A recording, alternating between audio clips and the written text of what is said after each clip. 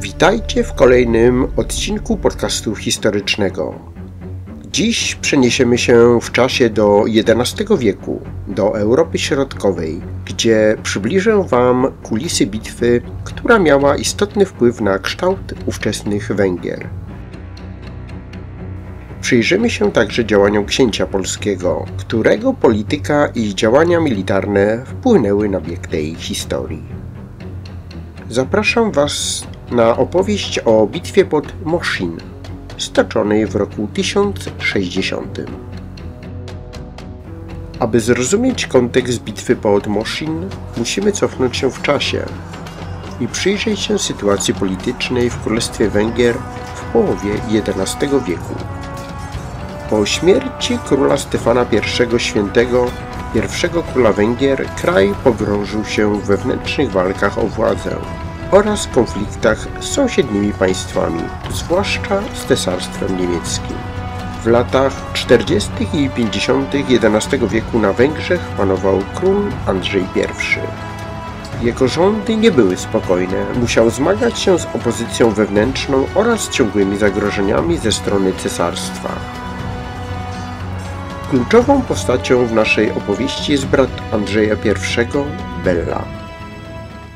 Bela początkowo wspierał swojego brata, ale z czasem zaczął kwestionować jego rządy.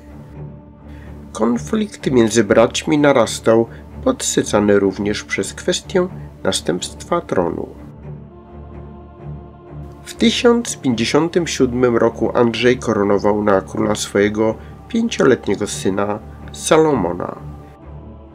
Wywołało to ostrą reakcję księcia Belli, który spodziewał się, że to jego władca wyznaczy na swojego następcę.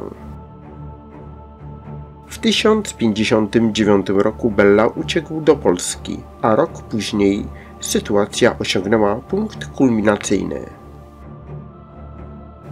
Bela, mając poparcie części węgierskiego rycerstwa i, co istotne, wsparcie militarne z Polski, postanowił otwarcie wystąpić przeciwko swojemu bratu.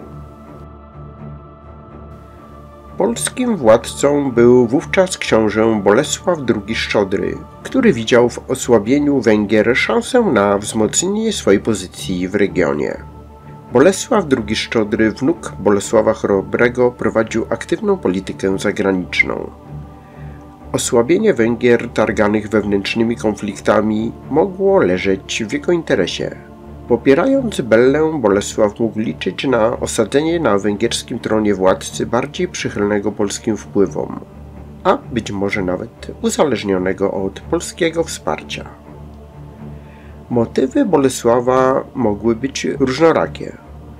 Być może chodziło o zabezpieczenie południowej granicy Polski przed potencjalnie wrogimi Węgrami.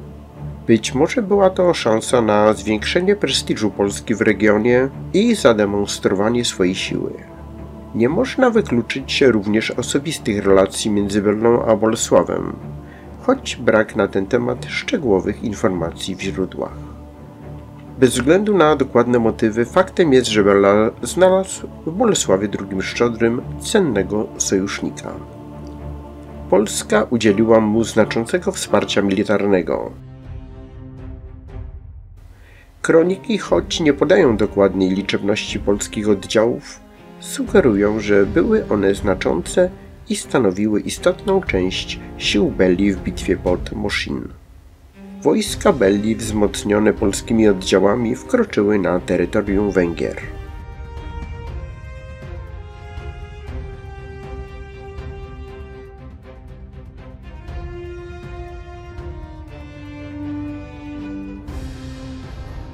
Decydujące starcie między siłami braci miało miejsce pod Moszyn, znanym również jako Weissenburg, miastem położonym nad rzeką Litawą w pobliżu dzisiejszej granicy austriacko-węgierskiej.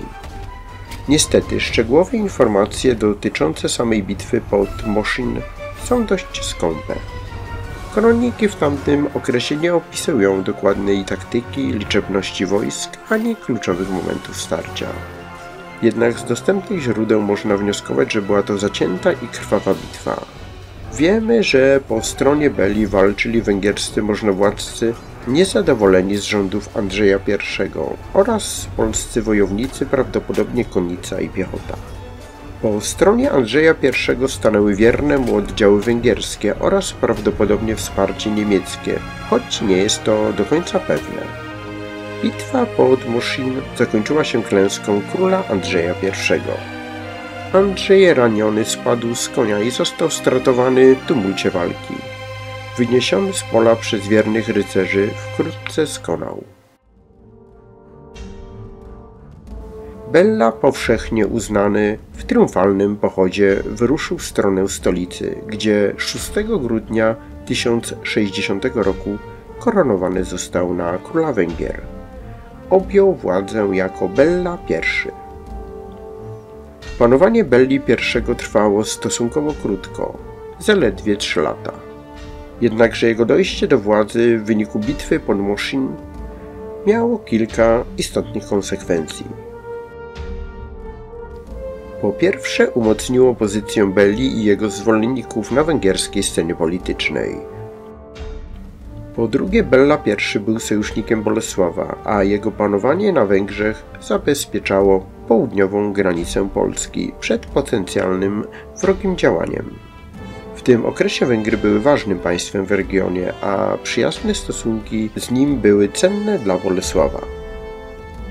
Kolejna korzyść to osłabienie wpływu cesarstwa. Węgry były areną rywalizacji wpływu między Polską a Świętym Cesarstwem Rzymskim.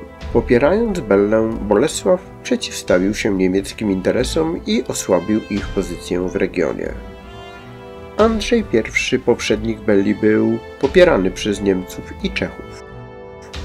Po bitwie pod Moszyn próby interwencji zbrojnej na terenie państwa Bolesława Szczodrego ze strony cesarstwa lub Czech mogły spotkać się z dodatkowym wsparciem Bolesława przez Węgrów. Porównując sytuację do partii szachów, możemy powiedzieć, że Bolesław doprowadził do sytuacji patowej, co umożliwiło Bolesławowi skupienie się na polityce wewnętrznej.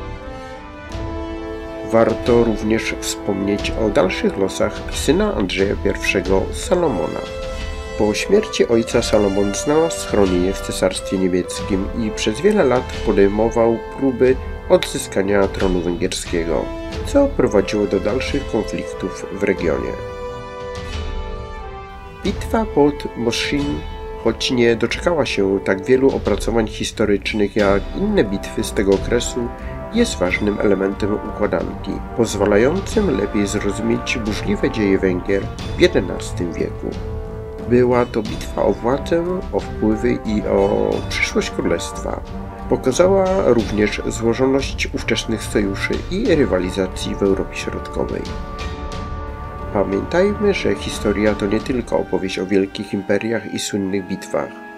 To także losy mniej znanych starć, które kształtowały bieg wydarzeń i wpływały na życie ówczesnych ludzi. Bitwa pod Moszyn jest jednym z takich zapomnianych, a jednak znaczących epizodów. Dziękuję Wam za wysłuchanie dzisiejszego odcinka. Mam nadzieję, że ta krótka podróż w czasie do XI-wiecznych Węgier była dla Was interesująca. Zachęcam również do wsparcia mojej pracy nad rozwojem kanału, byśmy mogli wspólnie odkrywać kolejne fascynujące epizody naszej historii. Do usłyszenia w następnym odcinku.